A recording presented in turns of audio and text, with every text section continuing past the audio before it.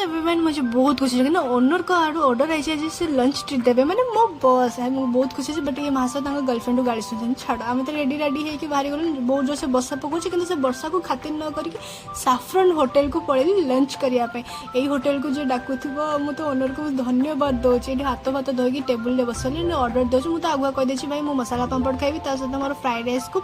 mushroom आसो मो order दे सारा मो प्रकृति जमी अच्छी समस्त पानी सब कुछ आ खावा वेट कर वेट कर मसाला पापड़ पलि आसलानी मसाला पापड़ टेस्ट कर आम सब प्लेट लगिगला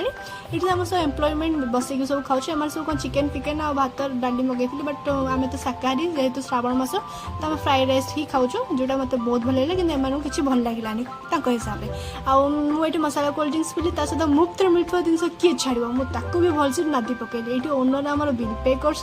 पे कर पड़े बट आम व्यू एंजॉय नौली वर्षा पाग टे देखा तलू गला बेलू माँ थे